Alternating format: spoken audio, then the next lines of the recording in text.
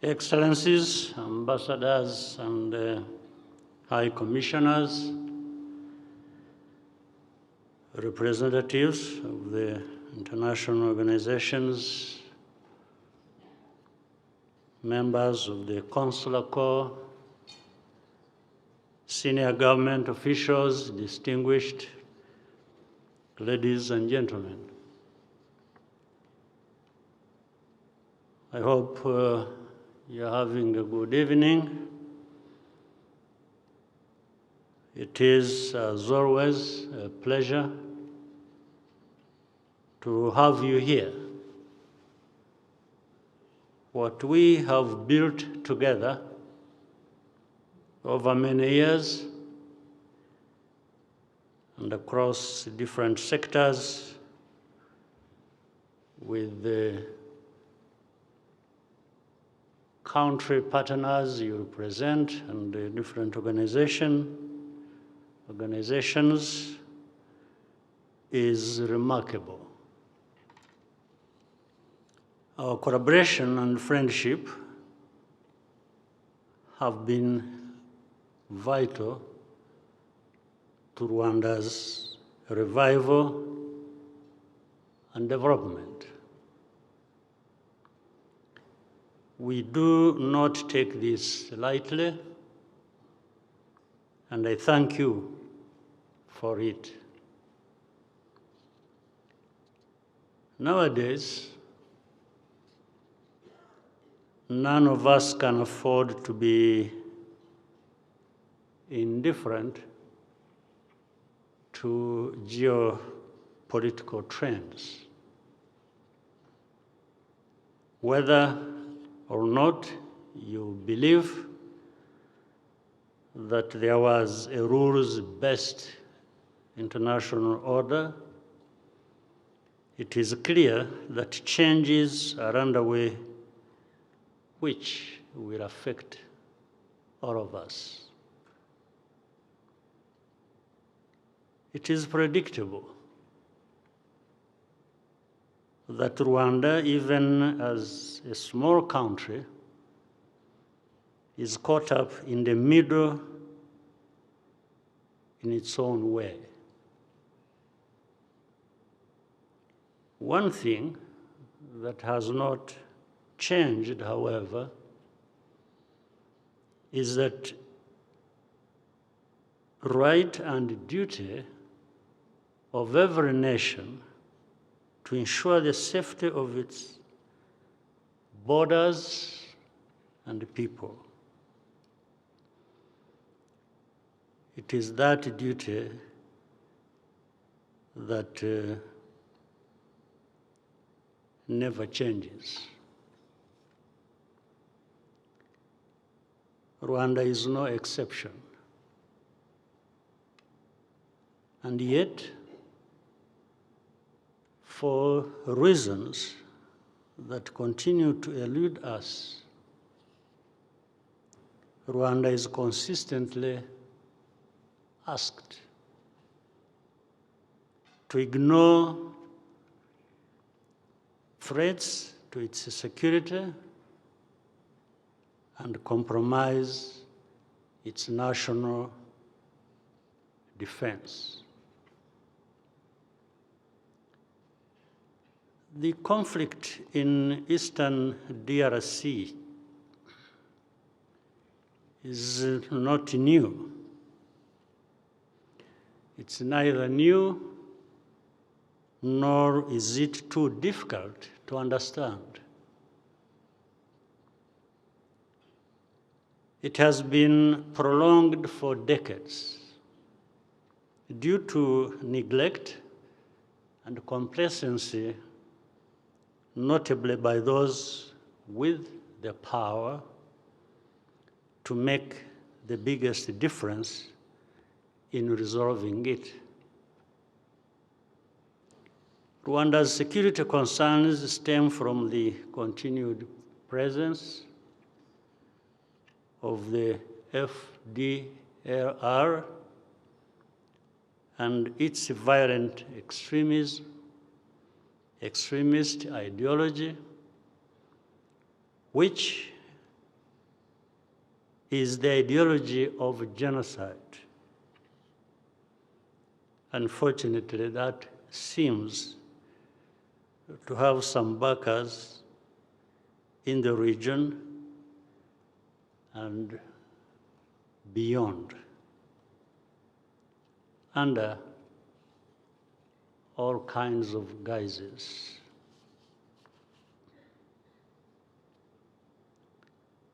In the late 1990s, cross-border attacks by this militia from the territory of DRC claimed thousands of lives inside Rwanda. The Congolese government has provided political cover and financial support to FDRL and integrated this group into its military structures, from where it now operates with total impunity. They attacked Rwanda on multiple occasions.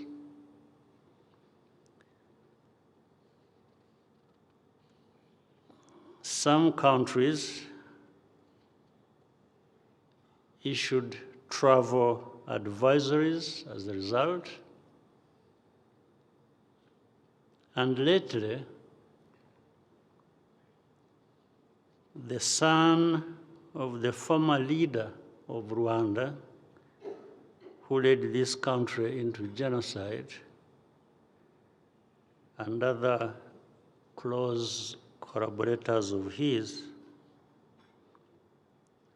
have been visiting Kinshasa in order to deepen the alliance with FDRL, and they have more or less openly been welcomed there. We have consistently raised these issues in every relevant forum and directly to many of you here. But each time, the root causes and structural drivers of this conflict are dismissed in favor of short-term measures and interests.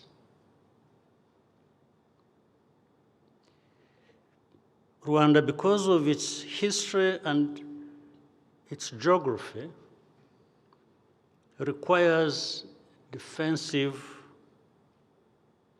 borders. Our defensive measures are aimed at this objective and nothing else. FDRL is far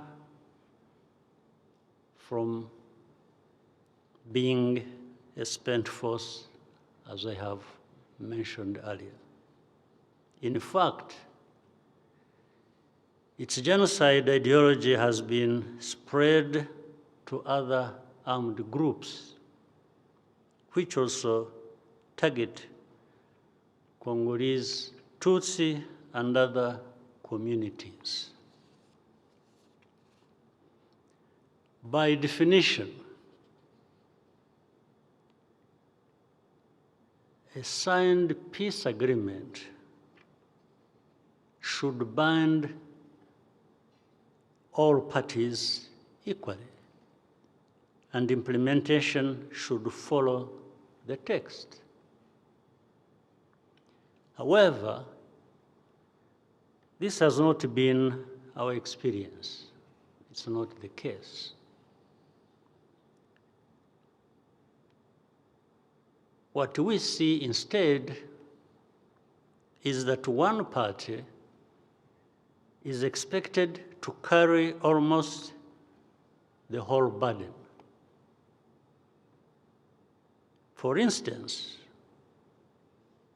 The Washington Accords clearly set a ceasefire, acknowledged each party's security concerns, and laid out a roadmap for action. Yet, even as the discussions progressed, there was a visible and sustainable military buildup, followed by action in eastern DRC. Thousands of Burundian troops and government-affiliated militias consolidated offensive positions, imposed a blockade on civilian communities, and launched relentless ground and aerial strikes in South Kivu. The Congolese government's intent was to shift the balance through force outside the parameters of the ongoing peace negotiations. That is how the events in Uvira came to unfold. Rwanda has and had raised the alarm for months. Yet, the aftermath was presented as a single-point narrative detached from the reality on the ground. The blame was, as we have come to expect, blamed and placed exclusively on Rwanda. This selective pressure has only emboldened the Congolese government and all its affiliated genocidal elements to resume military action. I'm not asking you to agree with every decision that Rwanda has made, but we do ask that you hold all parties to the same standard. As things stand, Rwanda faces an impossible choice to either tolerate the continued presence of the FDRL and its growing network of militias and allow them to grow closer to our border, or to defend ourselves and be condemned for it. The choice is therefore very clear.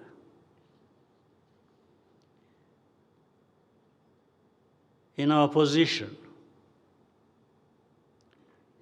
would any other country make a different choice? And any condemnation that comes, by the way, is a badge of honor for our security forces.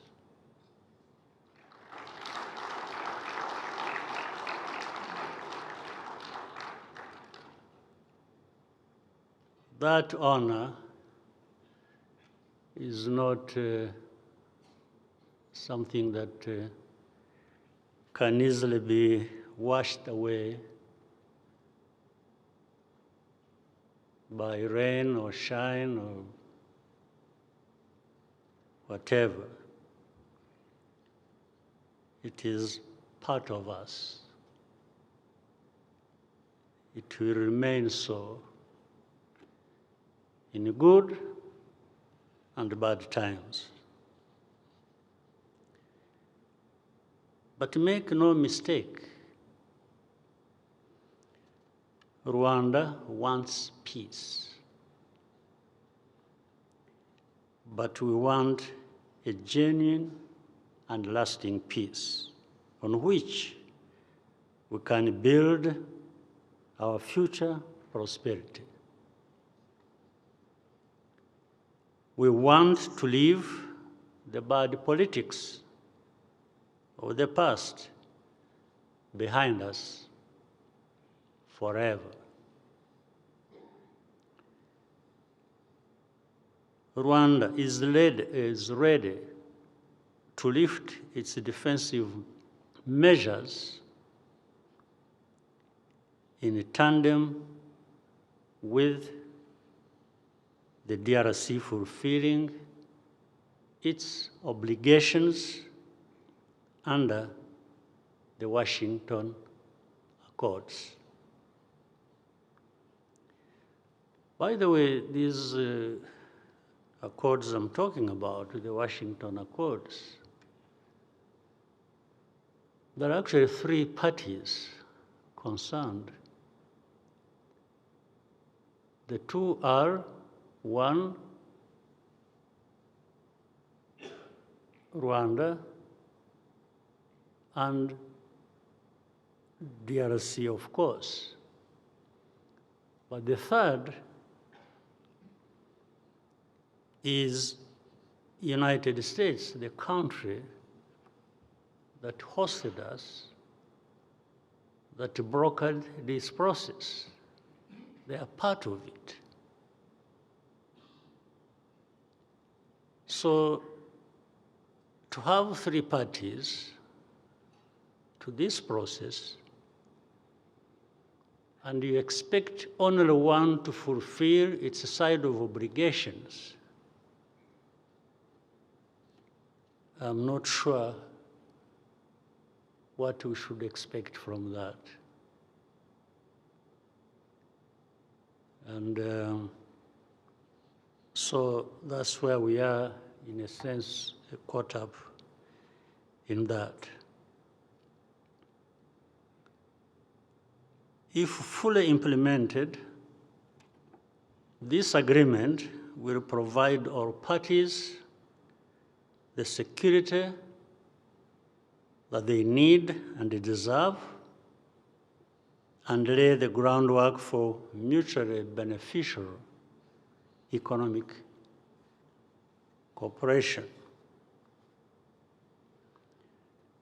Many of you here have worked with us for a very long time, and you know that you can trust us. We are reliable. We say what we do, and we do what we say. Our partnerships have borne fruit precisely because we have had an effective security policy in place continuously for the past 3 decades.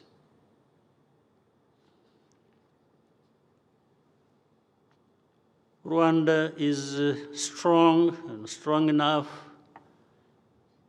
in our own circumstances. And precisely because we consider ourselves vulnerable to ideologies of violence, of violent ethnic extremism, particularly when they benefit from direct or indirect state support. We have made a promise to ourselves to never go back to the dark days. That darkness, we can't go back. And that is not something we will waver from. Before I propose a toast, I had a few things in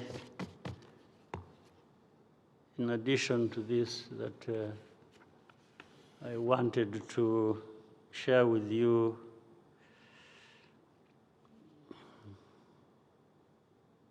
Contextualizing further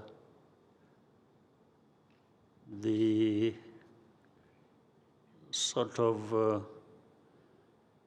complication and dilemma we face in all this.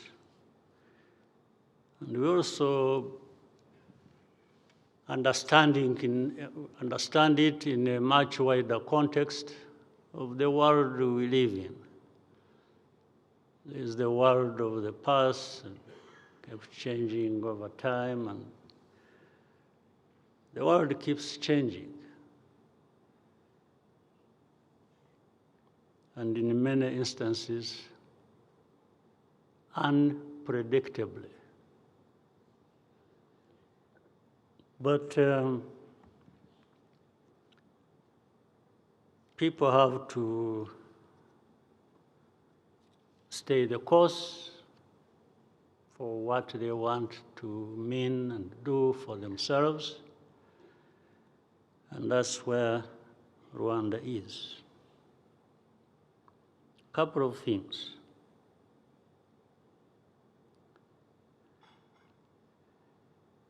Do you know those moments when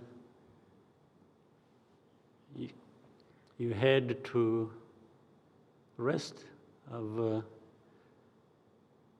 your sleep? That moment in between when you are still awake and when the sleep is coming in, caught up in the middle. That space, some of us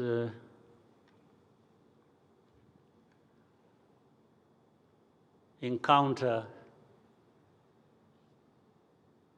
people in our thoughts, and we have conversations. It's not dreaming, it's not in between. Some of those moments, I met some people, and they brought up this subject. It was like Paul, you are not Christian enough. Why? And that is supposed to, if I was Christian enough, it is supposed to solve my problems, because I'm not Christian enough in this person's mind. It is supposed to create problems for me. But I asked this person, I said,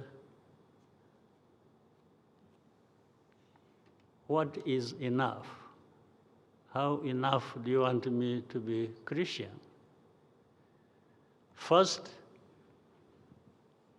I'm called Paul. I think by that name, am I not Christian? Second, I told the person a bit of my story and history. That my parents were very good Christians. In fact, they used to share part of their limited wealth with the church. I'm supposed to be Catholic,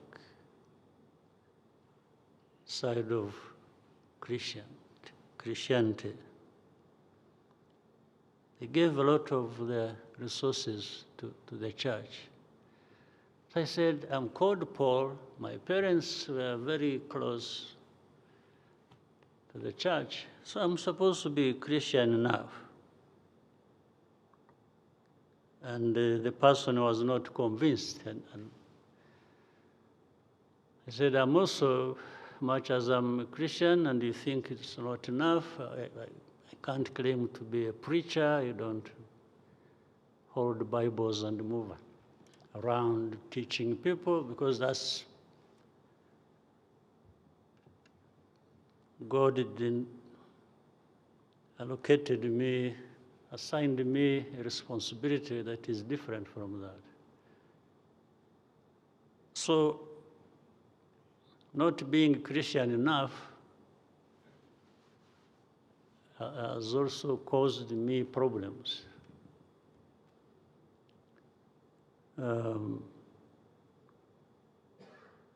But I said, I have seen people who, I was telling that person, who claim to be that level of Christian that I am not. In the morning, they're out there shouting and yelling and doing things. In the evening, they go visiting witch doctors. I said, how do the two go together? So in other words, I was telling this person that actually some of them also tell lies under the cover of what they claim to be. And they end up not being Christian enough as they thought I was, meaning not Christian enough.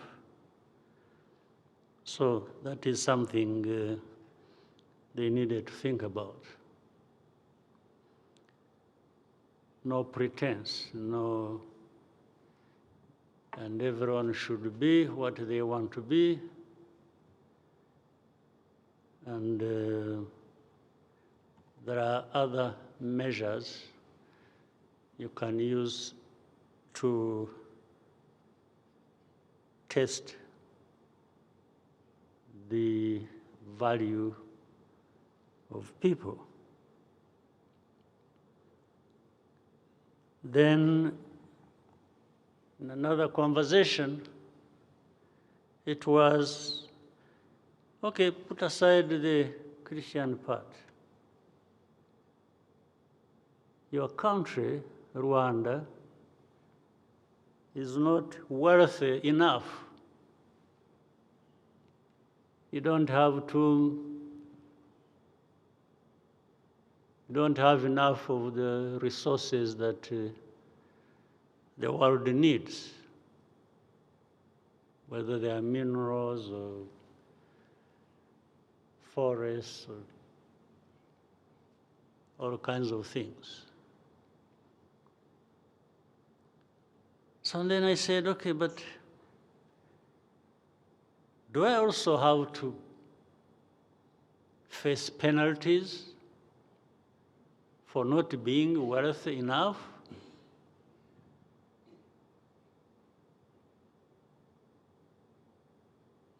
I said, what do people do to become wealthy that I didn't do, that constitute an offense? First, I was told I was not Christian enough. Second, I'm being told I'm not wealthy enough, meaning my country. So which means the combination of two should cause some of us problems. Should cause me as a person or Rwanda as a country problems in other people's judgment. But since when did these become criteria for people being right or wrong? Or to the point that you deserve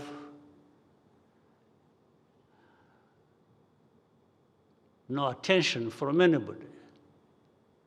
In fact, I wish I didn't get attention from such a people. That's so good.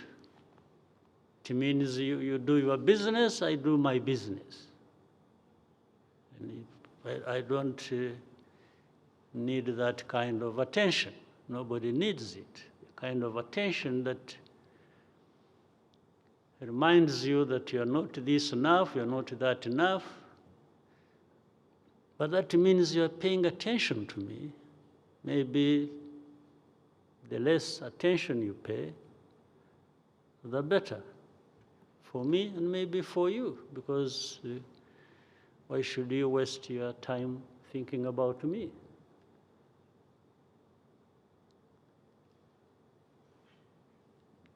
Right. As I continued, one evening I was bored and consulted some of these agents of AI, the artificial intelligence, put in some thoughts and questions, and I won't tell you what I was asking. I'll tell you the answer.